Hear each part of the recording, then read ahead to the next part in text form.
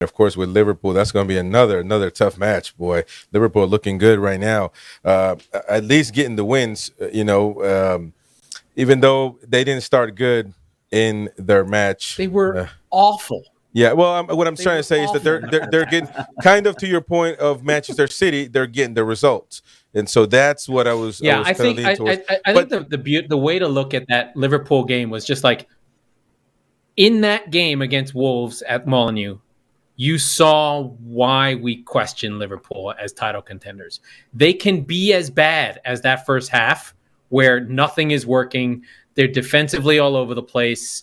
I mean, Cunha jumped and took a cross in the belly. Like, I don't know what he was doing. Your boy Neto has been great, but you have a shit Neto in Manar Salomon, Jewish Neto.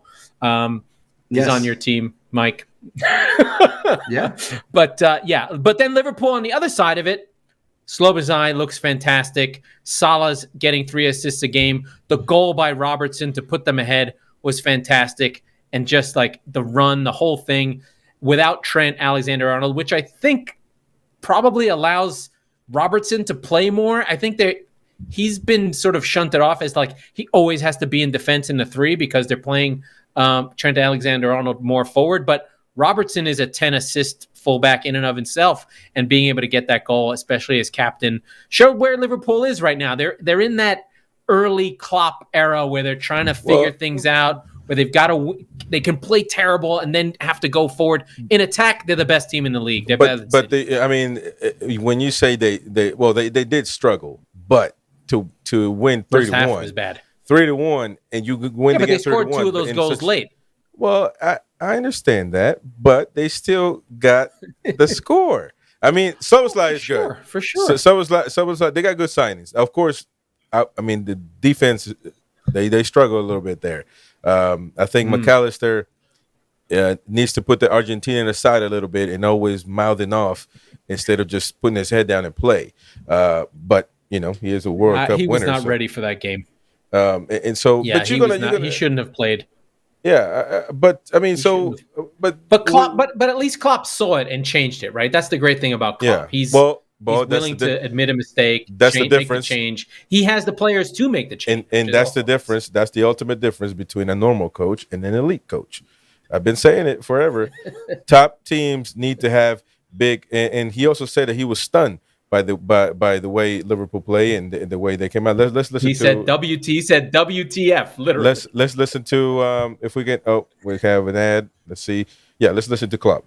Oh, I thought in the first half a couple of times. WTF. But what a legend. So we were not ready first half, obviously. But Wolves did really well.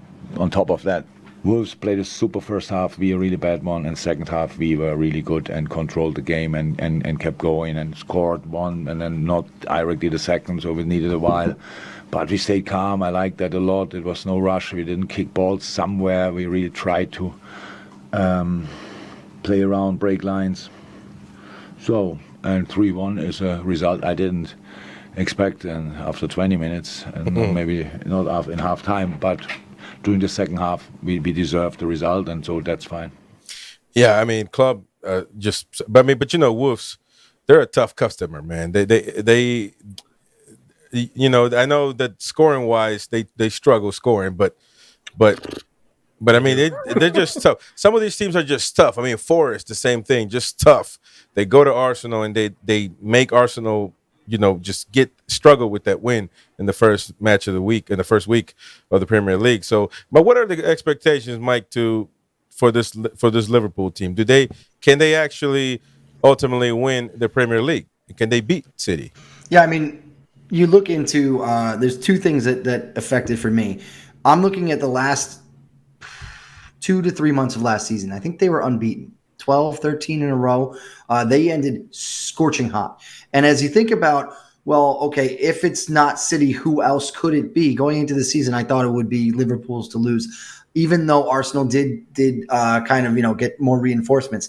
With Szoboszlai coming in, like you guys have mentioned, I thought that they were in a position, as much as anyone, their center backs, Van Dijk getting up there is obviously, for me, their Achilles heel at this point. But I think that they've got as much of a shot as anyone realistically. Now, fast forward a month or so later, are they still they have to just paste a couple of teams to kind of give me that confidence back. There Right. used to be some early season games where they would take a Wolves, and instead of going 1-0 down, they'd be up 3-0 30 minutes in, and you'd be like, okay, well, is there another game on right now? So they haven't really done all that much yet, and I don't know why that matters as much as it does to me, but I guess that's kind of a factor.